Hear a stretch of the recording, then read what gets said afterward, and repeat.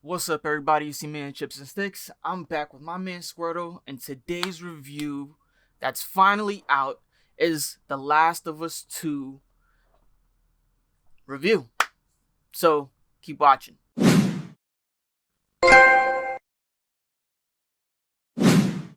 Alright, so today I'm going to cover the main topics as always, but because this is The Last of Us 2 review, I'm gonna avoid talking about the story too much because I don't want to give away anything that people may have not yet experienced.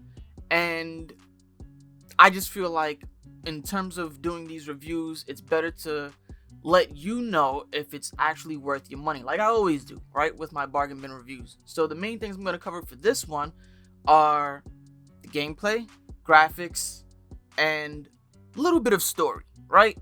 Generally, just general story wise and overall enjoyment of the game. First things first, we're gonna go into the graphics. Now, this game looks beautiful, even in different times of the day.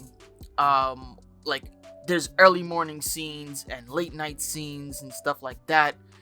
This game looks amazing. They did a really good job to show you the realism of your environment, to show you just how beautiful yet dark this can be. I'm not saying dark in terms of lighting, I'm saying dark in terms of the scenario because this is a post-apocalyptic game and things don't look pretty at all. But even in the ugliness, there's still a little bit of beauty. Another thing that they've managed to knock out of the park with this is the weather situations. Now, this game basically takes place, I'm assuming during the winter time, right? Or winter going into spring. So there's always different time periods in this game as well.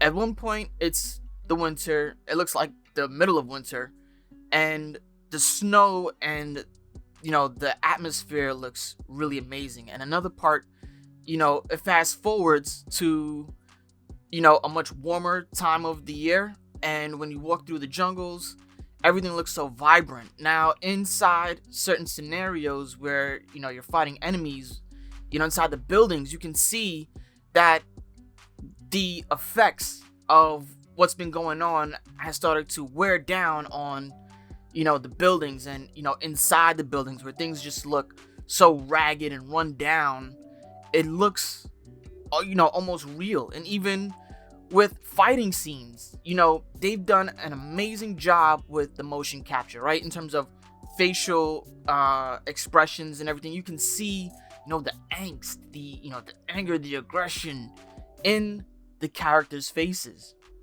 Now, the second part that I want to talk about is the gameplay mechanics, right? Overall gameplay, but for this particular part, I want to focus on the mechanics. Now, they changed a few things with The Last of Us Part 2. You can now jump, you can now climb. Running feels a little bit more, not so much as intense, but it feels better than Part 1. And when you traverse certain areas, certain obstacles, it actually feels like, there's some sort of impact, right? It definitely affects, how you tackle the game and how you go about certain situations. And now, since you're playing as Ellie, if you guys remember in Part 1, you could only take out certain enemies if you have a shiv. Ellie has a constant shiv, it doesn't break. And it's great for stealth attacks. And even when maneuvering like around enemies, when you grab them, it feels a lot more, how can I say this? It feels a lot, not harder, but like you feel it. You know what I mean? And and it's funny because, you can also go prone, right? Where you're like crawling on the ground. The thing about that, and with all of these different mechanics that they've added, is that it gives you creativity to kill. I mean, I know that sounds so weird, but you can do so many different things. Like, just for example, in this clip where, I'm crawling on the ground and I use a bow and arrow to shoot a guy who's trying to squeeze his way through, a door. I mean, there's so many different ways you can like, attack your enemy in this game. And for me, it enhances that combat experience. And speaking of combat, this has gotten a lot crazier.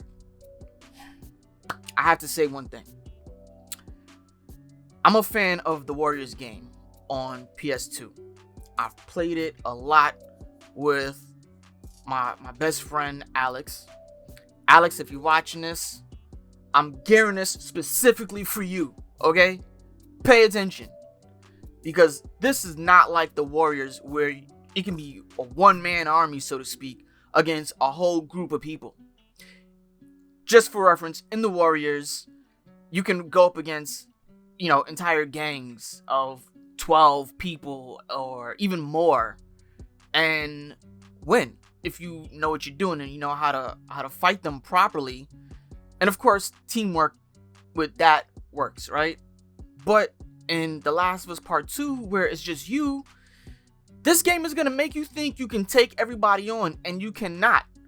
Because I thought I was going to be able to fight, this is a small group. This is maybe like 5 zombies. 5 quickly went into 10. I started panicking. And as you can see, I went into photo mode by accident. And I just had to dip. I had to dip because 5, like I said, 5 turns into 10. 10 turns into 20. 20 turns into a village. You know you done fucked up, right? So there's gonna be situations in this game where you cannot fight. You gotta run. And that kind of scenario in the game, of course, if you're like me, you're like, oh my god, I gotta go, like I gotta live. I gotta try to survive. It kind of makes your heart pump a little bit. Kind of makes you a little bit scared because you don't want to die. And it's exhilarating, right? Just on a small level, it's exhilarating. Sometimes you're gonna run into situations where if you're with the AI, you're basically gonna have to fight, a zombie or whatever. And then from time to time, they'll help you. So it's not bad it's not as bad like the first one, where they would actually put you in a bad spot. This time they actually help you out. Sometimes if in the right scenarios, they'll definitely help you out. And like they'll shoot a clicker in the face or shoot him in the leg or something like that, and then you can finish him off. Or if you're struggling, they'll pull that person off of you so that way you guys can kind of like double team them. And it makes the game a little bit easier to tackle depending on what difficulty you play as, because I have been in a situation where I grabbed an enemy and I'm waiting for my partner to just shoot them in the face because I have no bullets and they don't shoot them at all. Now, here's where I would say a little tweak could come in. If they ever do another game and they implement some of these same mechanics, there should be a command button, right? Where if you grab an enemy and you're holding them, you can press a button similar to Kingdom Hearts, right? Or any other game that, you can basically have an AI help you, where you press like triangle or whatever other button, and then that AI helps you immediately, right? So for this situation where you grab an enemy and you hold them, you press a button, that AI, bang, bang, shoots them in the face. You're done with them. You can move on to the next target and then go on about your business. That is one tweak that I hope if they do another game, they can implement. Neil, I hope you see this. Another mechanic that I really like is that they give you like a quick shot feature, right? So this is a perfect clip to demonstrate this. A clicker or zombie basically ran up on me real quick. Your boy panicked. And I just had to press R2 to do a quick shot. And then after that, Joel took over. And things like that, where you can quickly shoot or quickly throw something, comes in handy so much. It's so helpful, especially when you're playing on a harder difficulty.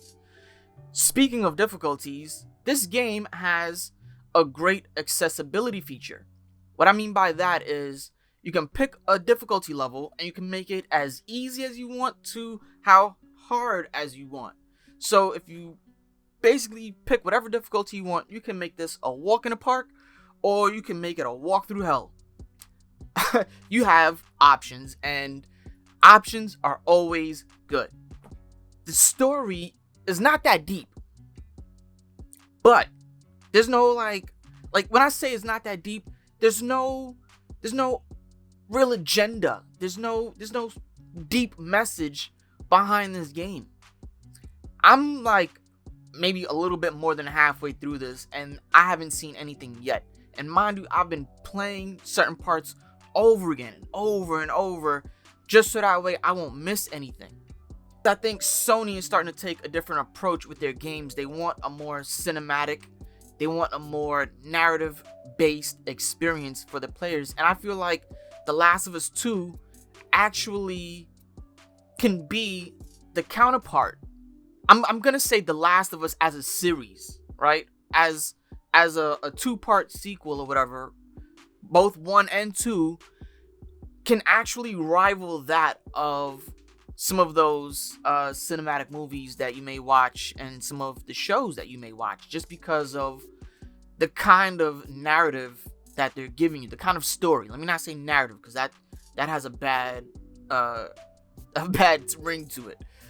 The kind of story that they're giving you, the kind of experience that they're giving you. There, see? I told you about the story without even ruining anything.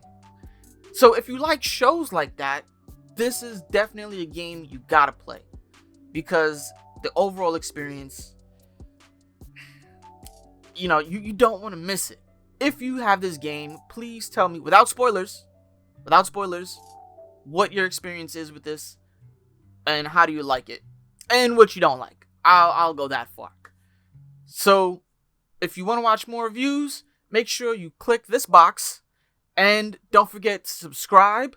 Hit that like button. It helps the brothers out over here, myself and Squirtle included. And I'll catch you in the next one. Peace.